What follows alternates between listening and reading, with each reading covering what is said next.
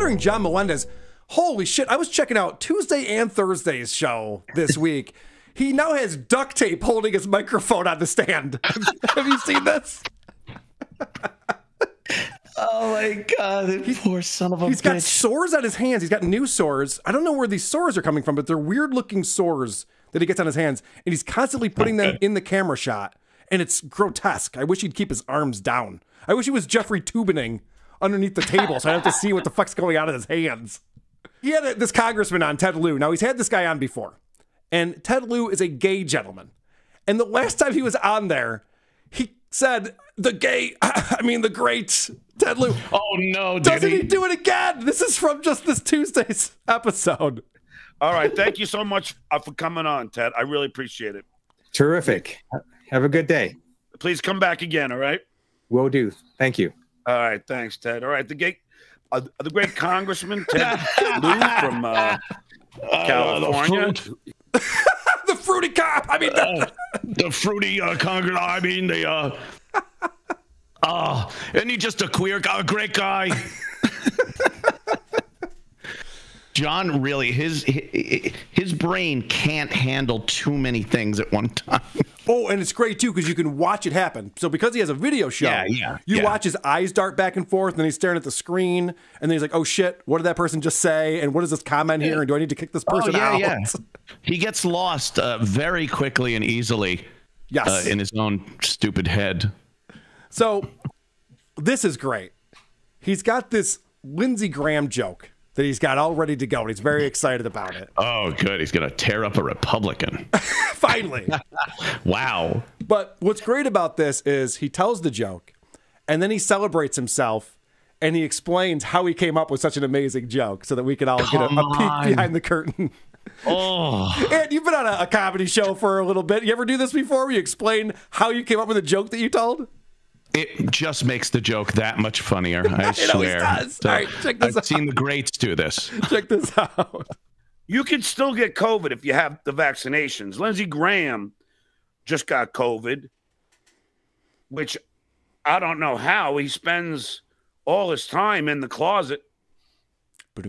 Thank you. Thank you very much. Thank you very much. Thank you. Yeah, thank you. I tweeted that one at 6 a.m. in the morning. I was thinking of questions to ask the politicians, and one of the questions was going to be for Lindsey. Isn't it time? Time for what? Time you came out of the closet. But then I thought of that joke. All right. So, wow. I know. He thought it was so good. Yes. E-Entertainment's behind the joke. But Anthony, what's great about that is, so he wants to do this new show. He's going to go to Washington, D.C. and interview Republicans in the old style that he used to do, where he'd ask them ridiculous questions and get these reactions. So he's trying to come up with these questions now, and it's literally the Ringo Starr joke, but less witty. What did you do with the money? But in this one, it's I forget what the fucking setup was, but it was so stupid. Like, don't you think it's time? Don't you think it's time? That's and the guy should be like, time for what? Yeah. You're like, no one would answer that way. No. Yeah. So the best part about this is he has Richard Ojeda on the show later, and doesn't he repeat the joke? This is the same. This is the same show. It's not even like a week later. Oh my God. I could maybe forgive it if it was a week later, but he repeats it on the same show. And of course, Lindsey Graham has tested positive for COVID.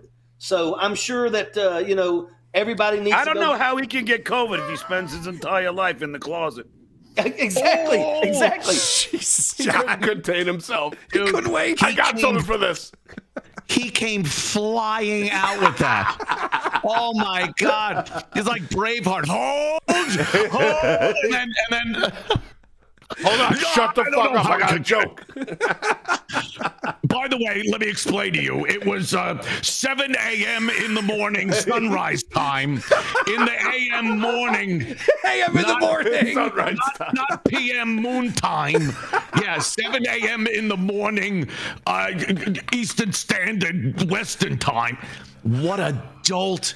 He jumped in and stepped all over that guy to get that brilliant joke in for the second time in the same show. Correct. Oh shit. So, now the first time he told that joke, he had to go into damage control afterwards because it's a gay joke. and he's very woke. We love gay That's people. true. His, one of his children are in the LGBTQ Him or her. Correct. Yes. community, of course. So he has to go on and say this for the damage control. I think all men and women should be created equal, and that includes trans, bi, and whatever else. They should all be created equal. Tell God that. I don't know what am I going to do about it. Yeah, he did. He doesn't say are created equal. No, they should be created equal. I think be. maybe I'm in the minority, but I think the bis and the trans should be created equal. Okay. He is so bad. I can't get enough of John. Again, another one that if this was a character, you'd be like, oh my God, it's brilliant. It's brilliant. But we all know, unfortunately, it is really John. Well, you've had him on your show a few times. Oh, yeah. You've talked to him face to face. I mean, you know, and it's gotten worse. It's obviously gotten worse. Yeah. He drinks to the point of complete. He can't function. Like he gets drunk to the point where he can't function anymore. Can't speak. Can't walk. Can't do anything. And on other people's beers, by the way, I don't think he's ever bought one beer that he's. I bet the beers he drinks on his show, someone else bought it. Oh, that's actually true. On his birthday, he had a case of Coors Light delivered to his house from a fan. Like he's literally asking people to buy him beer at his own apartment. I paid for it with the super chat. Well, so all right, so that brings me to this point. He's talking about the pub that he goes to, the Pickwick pub, and listen to the conversation he's having with the. I mean, I can't imagine anyone there is excited when he walks in the door. Is he picking up a lesbian? Could you believe that story? Brutal. No, so I can't. So stupid. I was glad I had Chrissy on the show. It was so funny. Yeah, it's like, how do you make sense of any of this? I was talking to Chrissy about her appearance on your show, and I said, I'm really digging her John impression. Like everyone does a John impression now, and she's getting pretty good. Oh, yeah, and this lesbian. She does a pretty good one. I like her John impression because it's similar to like when they used to do the impressions on Howard Stern. It sounded nothing like the person, but you got it immediately. You're like, you're doing John. Yep, I get it. Yeah, yours, Karl, has been very good. Like, you know what I can't do, and this is the thing that I have a hard time with, and producer Chris does an impression too. We do those deepfake videos. The thing that I can't do are the pauses between words. That weird cadence. I can't talk in a manner like he's more comfortable with dead air. He's so much more comfortable with dead air. Yeah, so is the audience. And every clip that I pull, I actually squeeze it together. I take out the dead air because I don't want it on my show. It's so bad. All right, so this is him at the pub. But John, isn't it crazy? Like I said to people at the pub I hang out with, I go, okay, so let me get this straight. You know, you guys are anti-abortion but pro-death penalty.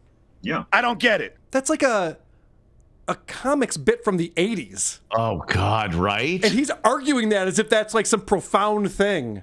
Yeah. Maybe, I wouldn't even get into the argument, but maybe the fetus didn't murder a family of 5. Possibly. I know. That's the thing, too. He's like, he can't even understand why someone would feel that way. And his guest goes, well, the reason, what they'll tell you is, this whole thing. Yeah. An innocent life, John, is what that would be their response to such a ridiculous. He just repeats the shit he hears. Yes. Like, and I've seen people do it on both sides of the political fence, where you just soak in the bullshit and then spew it out. But he's the worst at it. He's so bad at it because he gets it wrong a lot of times, and he's got this idea that he's a political pundit. He thinks he can give concise political commentary. He can't even, like I said, his duct tape mic and his backdrop falling down, exposing the hovel he lives in. I love when E-Rock was on, he pointed out that the backdrop is LA, but it's got the little watermarks on it because he didn't even pay for the high res version of it. Yeah, whenever you're making whenever I use a lot of pictures, photos when I tweet, and I look for ones that don't have the watermark on it for even a tweet. Right. He's literally using it for his background that says I'm too cheap to get the HD version for a few bucks to license it. So this is him again. We're talking about Lindsey Graham, and he's voting against LGBTQ rights. And how does he get it for one time in the closet? so he doesn't repeat that joke again, but he does fuck up a pretty well-known saying at the end here. So for Lindsey Graham, Lady G, Grandma, to be out there voting against LGBTQ rights when you're a latent homosexual, vouch. Protest thy too much. Oh, That protest thy too much? Thou protest thy too much, forego. Hear ye, hear ye. In over his head as usual. Yes! Like, people fuck up the saying all the time. I know that I have before, but I would never say protest thy too much. Like, what? Thy too much dith. Oh, is that classic Stuttering John? It sure is. Oh. He should really only quote things maybe in from the last century, maybe. Or like a nursery rhyme or something. Something that he would Father know. and Buckethead, something like that. Right. As the great Crazy Popeye would say. I am what I am. Thy is all that thus then am. Thou am does protest, as Popeye would say. I love John. This is hilarious. Oh, this has become my favorite part of the show now. Like, I pull more John clips than I do the main show that we're doing consistently. Because everything he says, like, we could pull up any video on YouTube and just play it from anywhere. And it's just hilarious. He's terrible. He's not getting better. I gotta say, Opie and Patrick Michael do not make me laugh. I'm exhausted from laughing at Stuttering John. I agree. He's so unintentionally funny. I should do a Stuttering John wrap-up show. We should be on as soon as the show ends. Come over to my channel. We'll talk about it. All right. So he has this guy on, John Fugelsang, and oh god, yeah, he's a really liberal guy. Yeah. So he's over on the East Coast, and he's talking because they got the time zone wrong again. They have such a hard time with PST and figuring EST. out 4 hours, or he can't figure out what the time zone is. They can never figure it out. Is it AM or PM? 7 PM AM?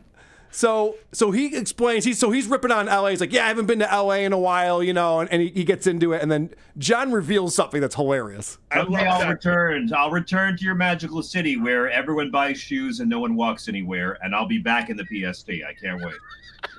You know what's so funny, John? I once on eBay I bought a turn signal, and I was gonna pull it out on stage and go, "Hey, LA, do you know what this is? This is to put on a blinker." Yeah, nobody puts on blinkers in LA. It's so funny that you mentioned that. He wanted to be a prop comic.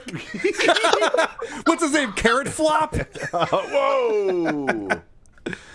Hey, it's pear-shaped, the prop comic. How did he even segue to that from the shoes and no one walks? I understand he meant people drive, but signal, hey, how about no one uses the signal? Am I right? Then what about these Chinese? You can blindfold them with dental floss. I was going to buy dental floss. I don't know where to find it, but I was going to buy dental floss and bring it on stage and bring a Chinese woman up. Demonstrate. I smash a watermelon with a mallet at the end of my show. Oh shit! I love that he was proud of that. I was going to do this prop comic thing. He was so proud of it. Let's look down upon. Like just a blinker. What is he even talking about? I don't know. I was going to just bring the back half of a car on stage with me. Everybody, check out this light over here. It blinks. Do you know what this is? Yeah, terrible comedy. I would have yelled at from the front row. Yeah, lady, you know what this is? A refund. Yeah. He is so incredibly bad. I can't get enough. Oh, speaking of his comedy, he gives a plug. Now, this is from the Thursday episode, and he's plugging a show that he has coming up. He's very enthusiastic about it. Just a reminder, I'll be at the Laugh Factory in Reno. I'll be headlining there. So at the end of this episode, he gets into this yawning fit. He's just like on his own show. He's bored out of his mind. Holy shit. Yeah, he's channeling the audience. Yes, right. You know what's contagious? He can tell they're all yawning. So then he gives a biology lesson, which I always want science coming from Stuttering John. That's how I learned stuff. Yeah. By the way, yawning has nothing to do with being bored. Yawning has everything to do with too much carbon dioxide in your lungs, and you have to expel it. How do I know so much? Because when I was in 7th grade or 8th grade biology, my teacher, Mr. Morris, caught me yawning in class and made me do a 2-page essay on why people yawn. All right, so I looked this up, and it's just not true. Wow. It literally says, yeah, it literally says yawning is a symptom of being tired or bored or uninterested. Of course. And then it gets into like if you're yawning excessively, like he was, it could mean like a brain tumor or your heart is bleeding, like all this shit. I'm like alcoholism, Coors Light, that one. Yeah. So this is fantastic. I love when John compares himself to people who are very successful. He's talking about George Lucas going back and re-editing the Star Wars movies, the special edition. Of course. Took a lot of flack for that one. Oh, yeah. I mean, we're still talking about this in 2021. It's such an interesting topic. Yeah. I can't believe that Han didn't shoot first. Like, okay, we're past that now. God. So this is John talking about how he was also guilty of this. I hate when filmmakers do this. I'm guilty of that. For a Sight and Sound film I did at NYU, the crew was getting tired, so they didn't want to shoot the rest of the scenes. I had to be creative and use clips of different takes and edit a scene and made it look like he was dreaming. It got an A, and then I went back and edited what I originally wanted. Didn't make it any better. So I learned my lesson. George Lucas, you should learn yours. He's drunk. He's drunk. He's slurring every word that comes out of his mouth. Could you imagine saying, so I did what Locust did, and I got an A. You know, Locust as an 87 on Rotten Tomatoes, so I think that's probably a B+. Anyway, like what? He's talking about his college NYU days and comparing a film he made, which I would kill to see, by the way. Yes. I would kill to see this. If he put that out for $20, I would drop $20 in a second to watch that. Absolutely. And he's comparing it to the works of George Lucas. It's amazing, isn't it?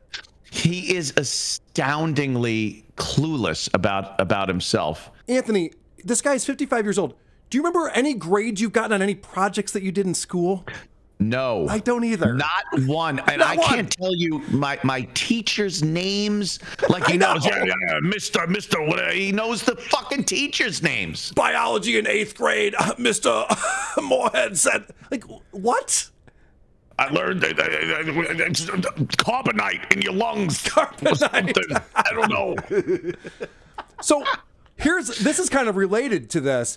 He's talking about now he used to write, quote unquote, the cold opens for The Tonight Show when he was the announcer on the Jay Leno show. Right. And this is a little bit of a longer clip, but he's going to tell this story about how Charlie Sheen was going to do the cold open, but he showed up late, so they had to shoot it after they got done with the show, and then they were going to edit it later and then put it out as the cold open.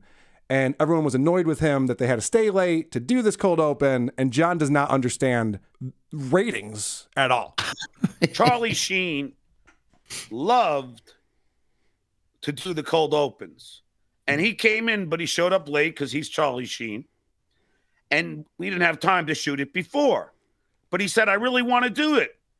So we had to shoot it after the show and then insert it into the show later. It's called editing, folks. We know. So I'll never forget, I was standing next to the cameraman / director and the production supervisor. And they were all upset with me. They were like, and the cameraman had the audacity to say to me, you know, John, this really doesn't matter in the ratings. Like, they were mad they had to stay an extra 10, 15 minutes. I'm sure it was more than that. And I was like, in my mind, I'm like how? I think I even said out loud, how do you know it doesn't help in the ratings? The only way to know it doesn't help in the ratings is if you go by a Charlie Sheen episode where there wasn't a cold open, and then take a Charlie Sheen episode where there was, and then you can see if where there was, people get to see him up front, and then they stick around for him for the rest of the show. So okay. Ipso facto. God. Does he think that ratings mean... Ipso facto. Does he think that ratings mean, like, giving it a score? I think the ratings are good for the cold open. People like it. It's like, no, John. The way ratings works, it's not just like any Charlie Sheen episode. It's going to be comparable. You have to wonder about the seasonality of the episode and what was the lead in and what night of the week is it. And he's such a moron. Like, nobody tunes into the Tonight Show for the cold open. No one's like, I got to get here right at 11:35. It's cold open time. And I don't think the cold open, whether you like it or not, is going to decide if you stick around. It's going to be, who are the guests? You know, nothing matters right up until Jay Leno. Right. And then when Jay comes out, then people will be like, oh, who are the guests? I think I'll stick around. Jay was funny in his monologue. He's this self-important. He talks about things, and that's why I always loved when you guys would play Glory Days, because it's so indicative. It's exactly what he's doing. He's talking about school. He's talking about high school. He's talking about college. I had a friend who was a big baseball player back in high school. I had a friend. He was the announcer on the Tonight Show for about a season or so. Yeah, the cold open. Do you remember when Jay Leno would do the monologue, and then when the guest was on, he'd be like, "Oh, I just told a joke about that. Let me repeat it. Did you hear about this?" Oh God! Could you imagine Jay just diving in and stepping all over the guest to tell a joke he told in the monologue? That's what I mean. John's learned nothing. He's worked with Howard Stern and Jay Leno, and he's learned nothing from them. Yes, two immensely successful broadcasters in a couple of different mediums, right? And he can't figure out extremely good at what they do. Anything. It's unbelievable. So, brilliant. Richard Ojeda. Now, Richard Ojeda is going to do his Bill Maher appearance at the end of the month, and Stuttering John lets him know that he can give him a ride because John wants to try to get on the show, obviously. Of course. So he says, "Oh, I can give you a ride to the Bill Maher show because he got a new car." And the question is, because he's been talking about this new car for months now. He's supposed to have a Tesla 2 months ago. So the question is, well, what did you get? And he does not answer the question. And by the way, Major, when you do come, you know, I got a new car now. So I sold the Mustang. So you know, I could drive you to Bill Maher show in class. Hell yeah, let's do it. So what is it? Ford Festiva? What we got here? No, it's a little more high end than that. But so when are you coming? Do you know? Does that not sound like a fifth grader telling a lie? Yeah, right. I brought this up and now I regret doing that. Well, I was looking at the Ford Festiva, but they actually don't make those anymore. But anyway, the point is. So what'd you get? No, it's more high end to that, and it flies. Unicorn in the trunk, like a child just lying. He can't control himself. I would love to know what it is. Oh, there's somebody who lives near him who has sent me photos. Oh, so really? I'd love for that person to give me an update. If we're in that old spot where the Mustang used to be, I'd love to know. Oh, we can find that out. No, whatever it is, it's missing a blinker because I needed a comedy bit. I can't make laughs anymore, but it's worth it for the laughs. Jesus. I haven't made a left turn since the funny bone. All right, so this is him at the end of the show. So I don't know if you know this, but he has his realtor license.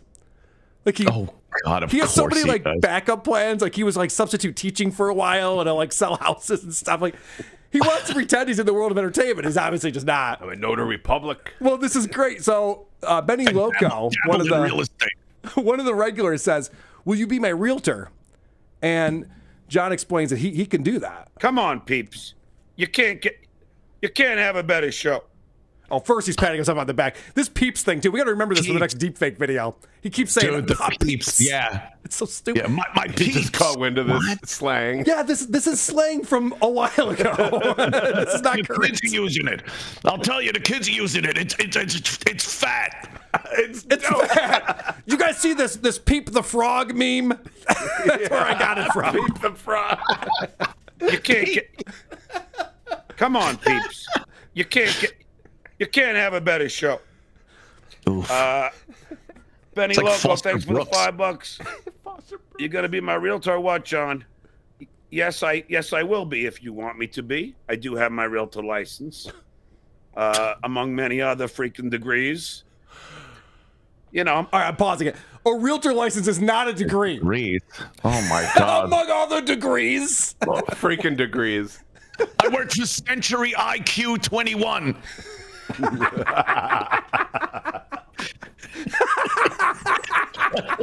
Dope.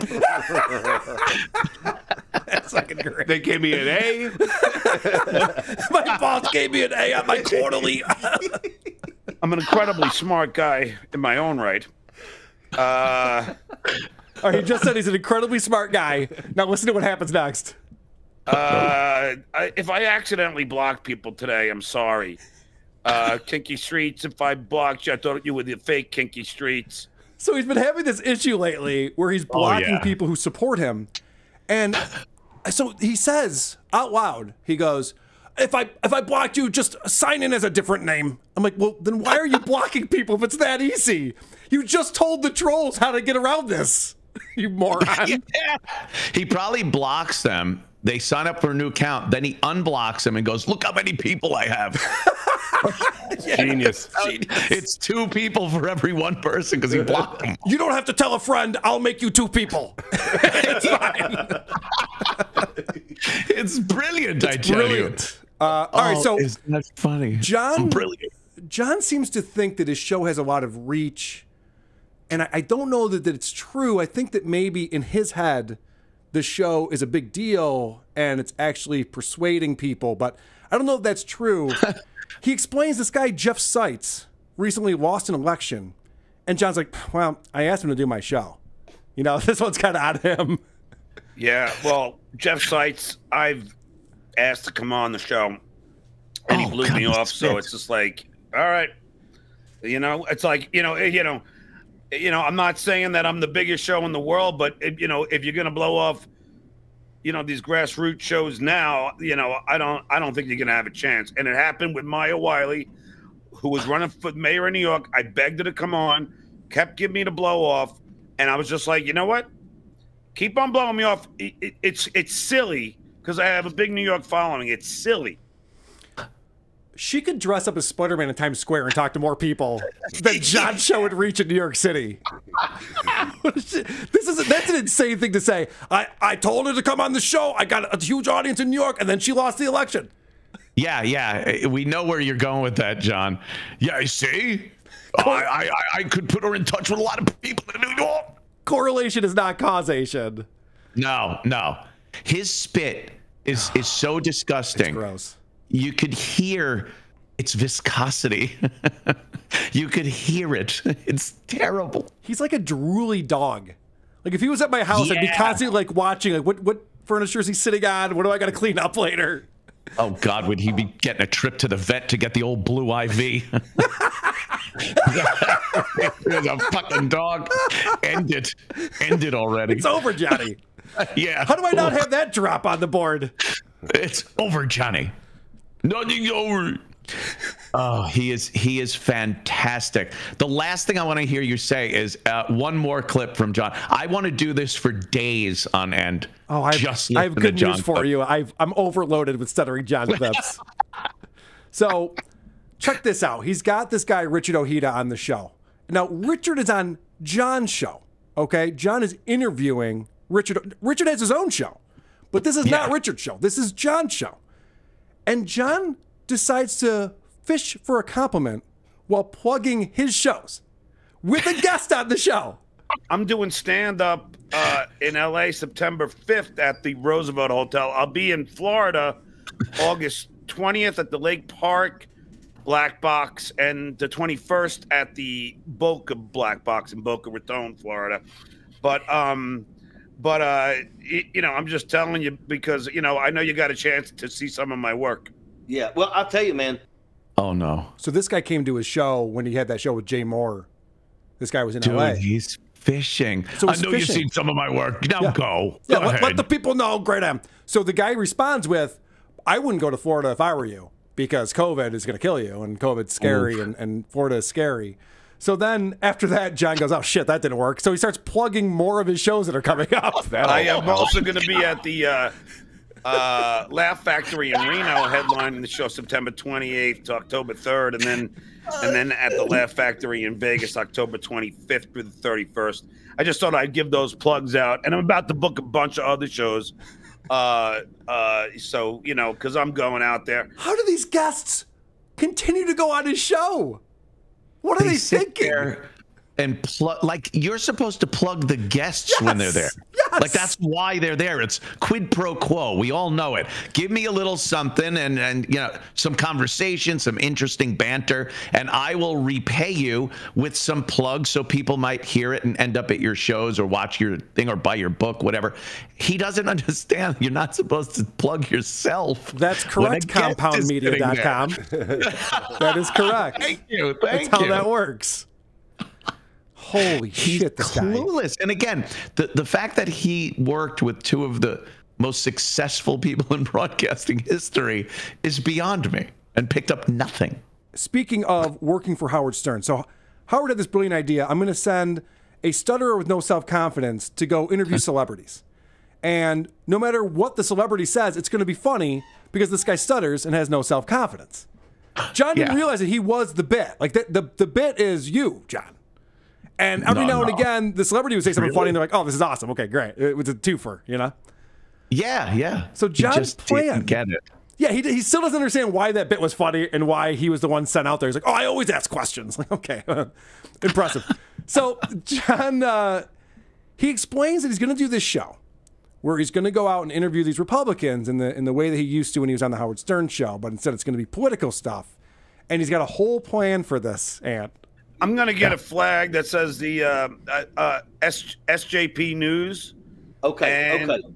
And then if they say, you know, where is that from? I'm going to say Canada, which is like Canoga, because that's where I am, and hopefully they'll think it's Canada. I'm just well, you know, I would go with John Melendez because Melendez.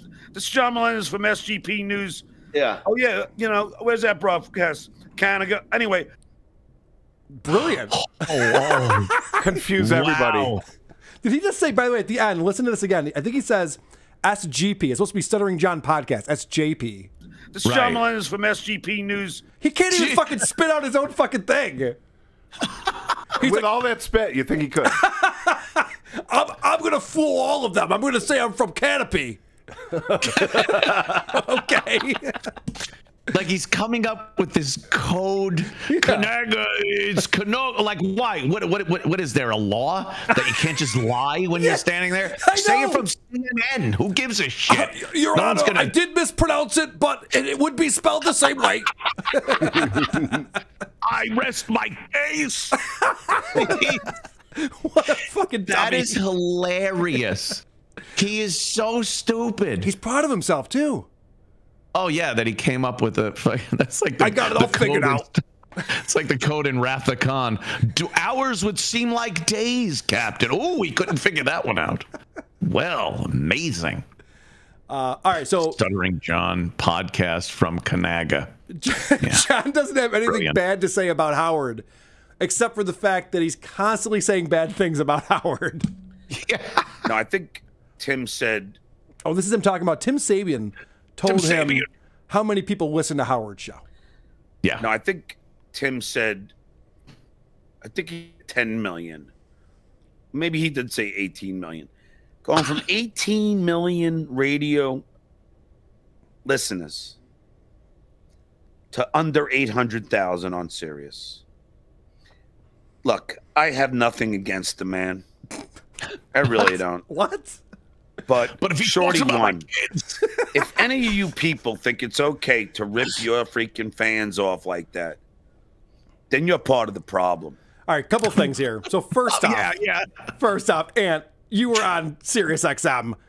Yeah. Does Tim Sabian know how many people are listening to any shows? No, they don't. There's really no way to calculate how many people are listening at any time. Not just because two people could be in a car at one time listening to one subscription, or there's no way to tell. It's a one-way thing. They put the signal out, and that's pretty much it. So Tim Sabian, they don't have a clue. Tim Sabian maybe said this to John at some point, and I'm sure Howard's audience has definitely dwindled down. But the fact that he's throwing out numbers, 18 million, now it's 800,000. He was probably spitballing, and it was probably a private conversation that he was having with them. Tim Sabian said Howard Stern sucks now. Like, wait, what? You guys used to work together. What are you doing? Yeah, Tim never badmouthed. He said some things about Howard. He's got criticisms, but he's never just gone out and released numbers or anything. I think he's probably under a confidentiality agreement still. That's probably it doesn't expire. You just got to keep your mouth shut, and you can't talk about business. So he hasn't given John these. Why would you give it to John, who's just going to ramble and babble about it anyway? Tim hasn't been an employee of Sirius in over 5 years. I mean, he was at Westwood One. He might still be there, although hiring Opie, hopefully he got fired for that one. But oh God, yeah. But I don't think he's with Westwood anymore. Yeah, I don't think he is. So why would Tim know anything? Also, on top of that. So the other thing that I want to talk about is in this segment, and it's a long segment where he's just bashing Howard. He says, TMZ interviewed me. I was out on a date. This is so funny. I'm out on a date. Date's great. Went really well. And then I got to go and get to the ATM to pay for the parking. And then TMZ is there, and they're asking me about Howard taking the summer. See, I talk too fast when I do. I don't say you know. Yeah. I don't say you know, and I talk too fast. So he's got this whole thing, and TMZ's asking him what he thinks about Howard taking off the summer. And he's got this great joke, and he repeats it multiple times. He said it to TMZ. He talks about it on the show. He's spending the time in the closet. The comedy of threes. Look it up. You tell the joke once, and then twice, and then the third time it crushes. Holy shit. That's amazing. That's a fucking funny stand-up bit. I'm gonna try that. So, so insane. So he says to them, he goes, that would be like if you got a Netflix subscription and then they stopped all programming for 2 months. Like everyone would be outraged about that.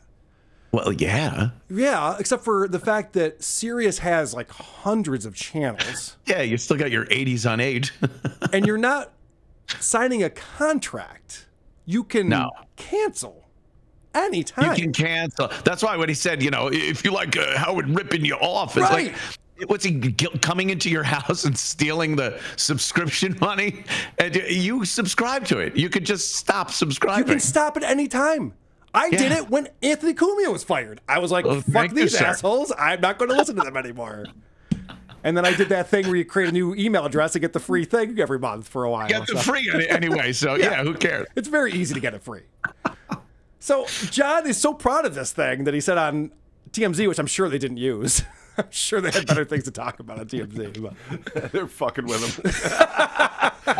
It'd be funny if TMZ went up to him and said, why are you famous? It's the microphone filled with bubble gum. And they're just like, let's see if he falls for it again. John, what did you do with the money? They should have asked him that.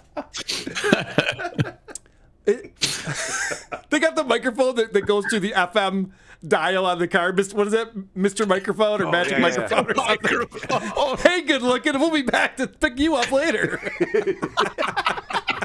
Was that on your show, Anthony? You were watching that recently? Yeah, yes. The old commercials. So sexually harassing women with a toy microphone. Awesome. With the Mr. Microphone, you can catcall and more. Okay, let's get through this. You can do it. All right. So he's talking about his date. He's on this date with this girl. And the girl points out, first date, the girl points out that he missed a few spots shaving. Oh, shit. And the reason why this is so funny to me is because we've all seen the new publicity photos that our friend Chrissy Mayer enhance. Chrissy Mayer tweeted the photo of him and zoomed in on his nose hair, which is outrageous. And I loved Chrissy's tweets. Like, this guy was making fun of my looks for months. So John looks terrible. He does not know how to shave, and apparently his date pointed this out. Oh, it's funny. On the date, I'm with the girl, and she's like, John, you missed a few spots here shaving. I go, did I? I thought I did a good job there. No, you got some over here, up there on top, and then over here on top. I go, oh, no, man. Really? Yeah. Turns out I did. There is one thing I hate more. There's nothing I hate more than shaving. Well, bathing. Having to deal with right-wing lunatics. Roaches. The only things I hate more than shaving are cockroaches and bed bugs. Cockroaches. Green screen stands that won't work. Clipping toenails. So this is the last clip I'm going to play. This is the thing that you don't do when you're in Hollywood. And God bless John for not understanding this at all. He lists the people who he hates. All right, this is the list of people that John despises. The worst people, human beings. Number 1, Chelsea Handler. Okay. The worst person ever on the face of this planet. Number 2, Sacha Baron Cohen. Okay. Complete idiot. Number 3, Bob Smigel. 2 of the latter stole the Stuttering John act. Oh my God. And I think there was one more. I think there's one more person. I always forget the not a fourth. numbers guy, but wait. Oh, Ryan Seacrest. Another douchebag. The most successful guy in broadcast. Elitist prick. good point. There's my list. Oh my God. I'll be back on Saturday. Oh my God. He wraps up his show. Yeah. By the way, the guy who produces more television programming than anyone else is an asshole. I'll be back on Saturday. He's a douchebag. Sacha Baron Cohen stole the Stuttering John model. I put the boar in Borat. And they stole that from me.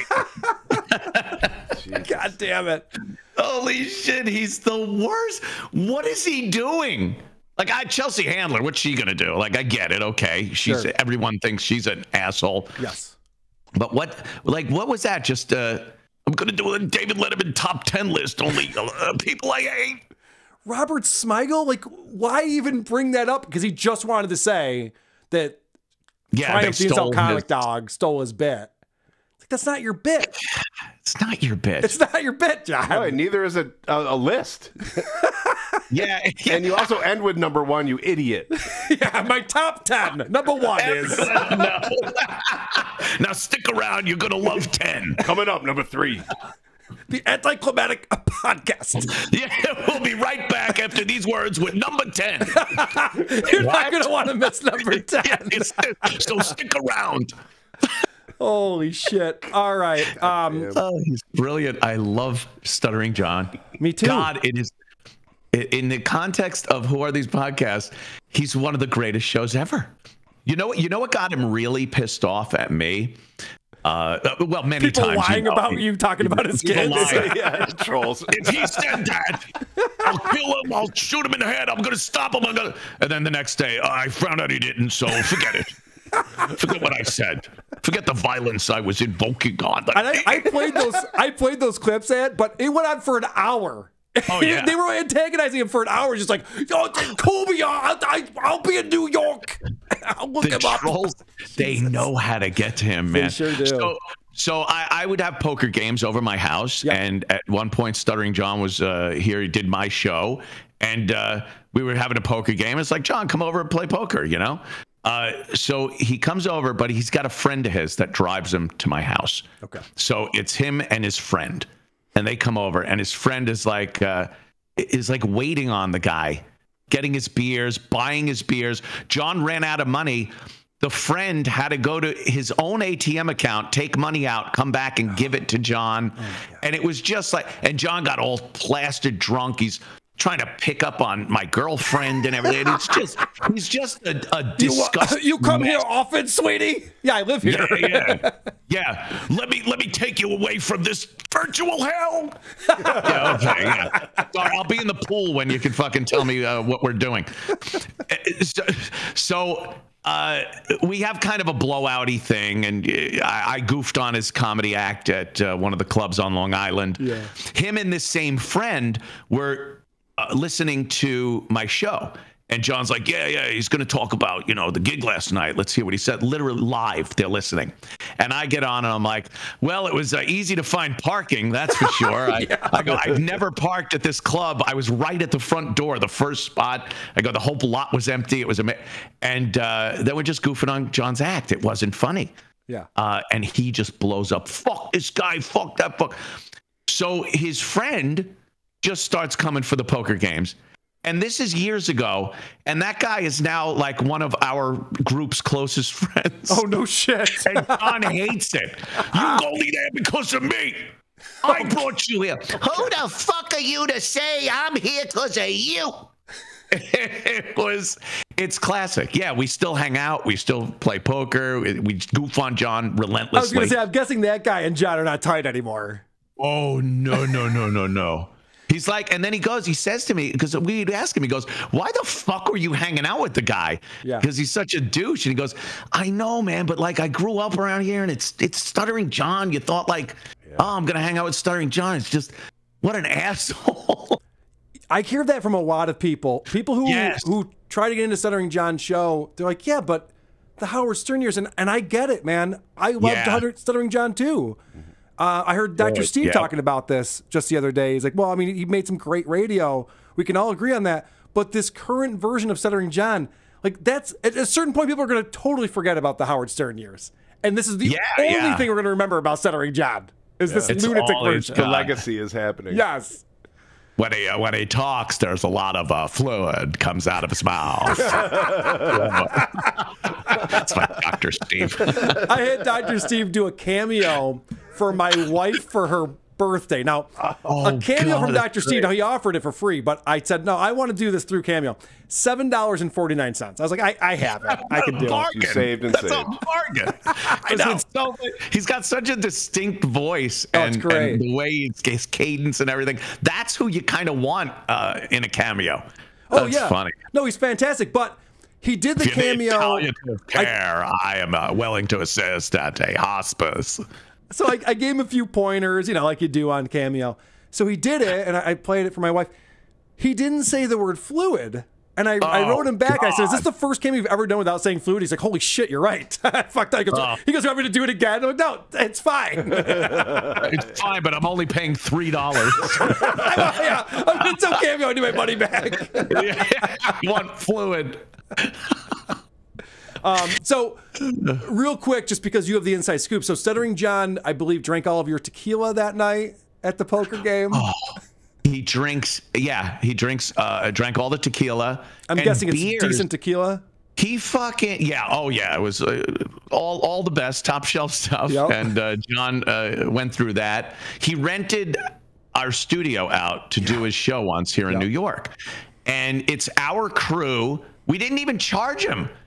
It was our crew doing the work, and they're staying extra hours to do it.